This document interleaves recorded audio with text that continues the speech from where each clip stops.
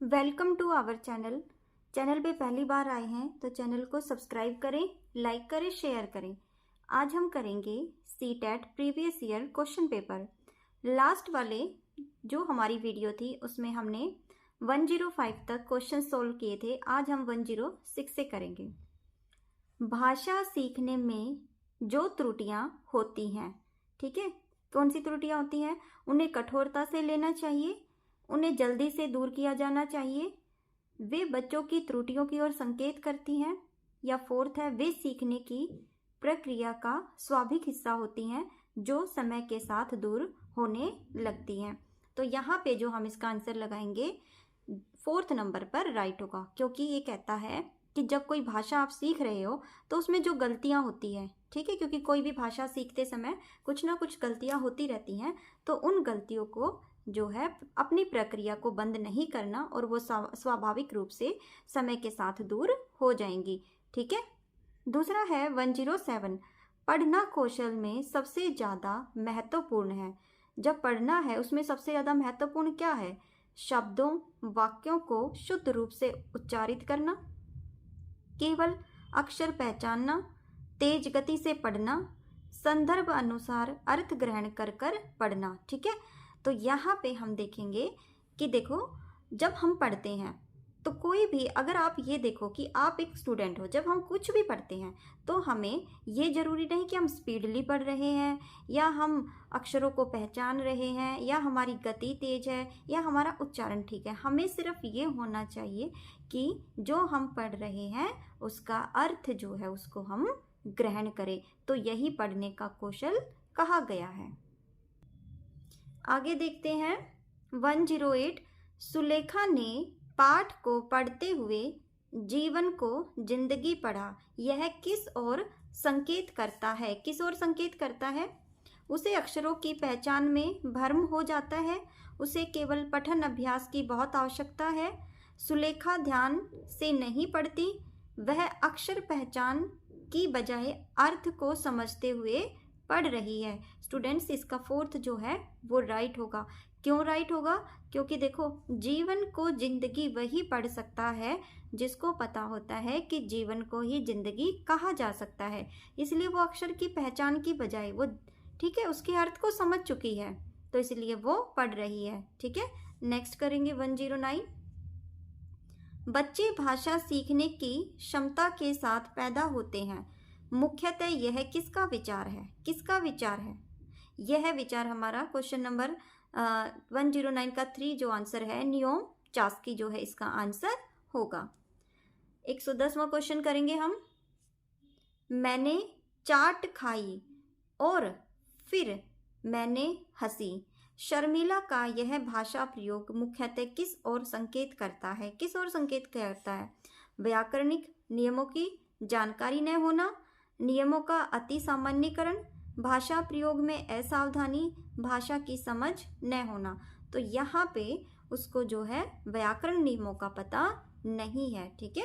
मैंने चाट खाई फिर मैंने हंसी, तो यहाँ उसको पता नहीं कि कैसे उसको वाक्य बनाना है, ठीक है। 111 देखेंगे क्वेश्चन नंबर। लिखित कार्य की जांच में बच्चों की सहायता लेने से क्या होता है? केवल पठन कौशल का अभ्यास होता है, बच्चे ज़्यादा गलतियां ढूंढना सीख जाते हैं, बच्चों को दूसरों की हस्तलिखित सामग्री को पढ़ने का अवसर और अवलोकन क्षमता का विकास अवसर मिलता है, बच्चे दूसरों के विचारों से परिचित होते हैं। यहाँ पे देखो, क्वेश्चन कहता है कि जब एक टीचर बच्चे को कहता है कि आप लिखित कार्य, यानी कि दूसरे बच्चों की आप एक बार नोटबुक चेक करो, तो उससे जो चेक करने वाला बच्चा उसको क्या सीखने को मिलता है? तो कहते हैं कि उससे जो है एक दूसरे बच्चे की हाथ से लिखी हुई जो भी सामग्री है उसको पढ़ने का अवसर, अवलोकन क्षमता का विकास होता है। यहाँ पे जब आप देखोगे कि एक ग्रुप में आप कर रहे हो कि एक ग्रुप में एक बच्चा दूसरे बच्चे की और वो दूसरा बच्चा किसी दूसरे बच्चे की नोटबुक चेक कर रहा है, तो उससे उनको काफ़ी कुछ सीखने को मिलता है, ठीक है। लोकगीतों की, क्वेश्चन नंबर 112 है ये, लोकगीतों को भाषा की कक्षाओं में स्थान देना चाहिए क्योंकि क्या होते हैं लोकगीत? जो हमारे जो लोकल जो फंक्शंस होते हैं उनमें जो गाए जाते हैं उनको लोकगीत कहा गया है। तो कक्षाओं में क्यों स्थान देना चाहिए? लोकगीतों को बढ़ावा देना भाषा शिक्षण का मुख्य उद्देश्य है? ऐसा तो बिल्कुल नहीं है।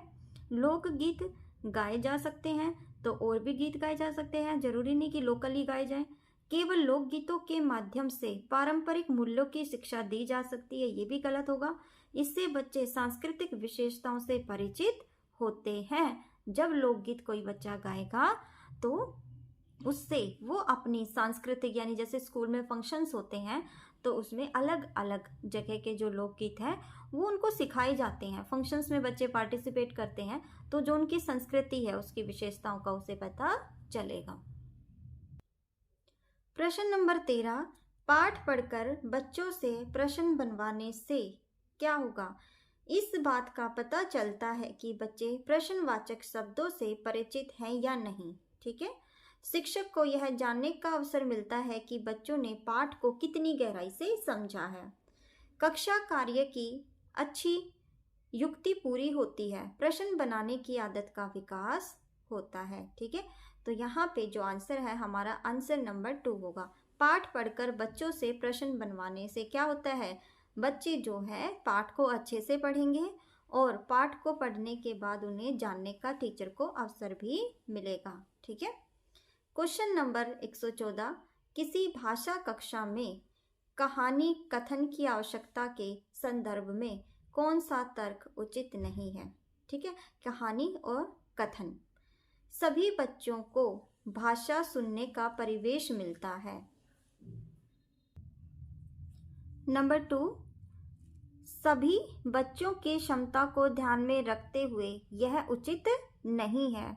बच्चों को शब्द भंडार के विकास के अवसर प्राप्त होते हैं।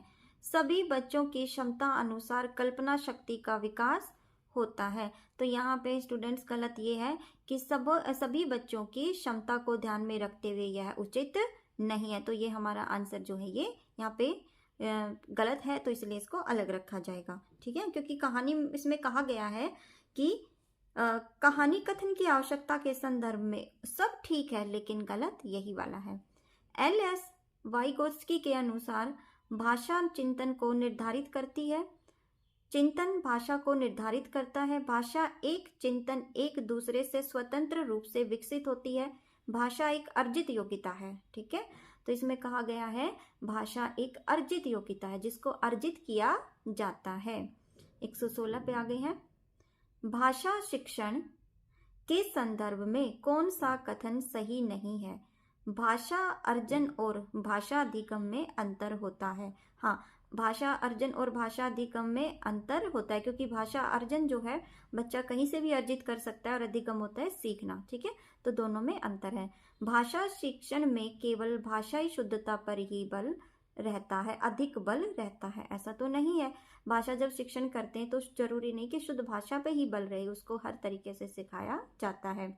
भाषा सीखने में अन्य विषयों का अध्ययन अध्यापन सहायक होता है। हाँ, जब कोई बच्चा भाषा सीखता है तो अन्य विषयों का अध्ययन भी करता है, वो सहायक होता है।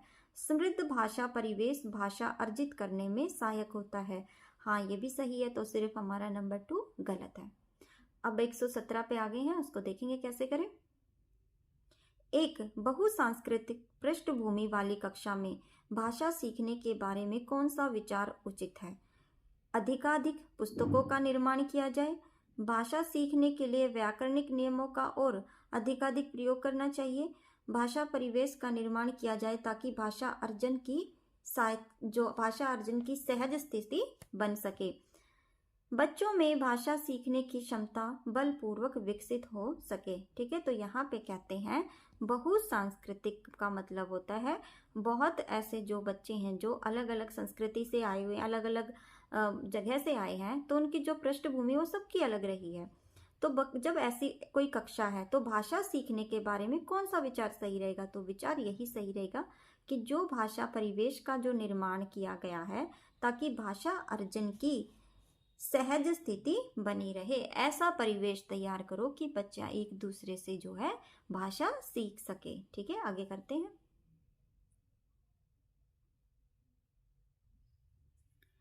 स्वलीन विकार ऑटिस्टिक डिजास्टर में बच्चा क्या करता है?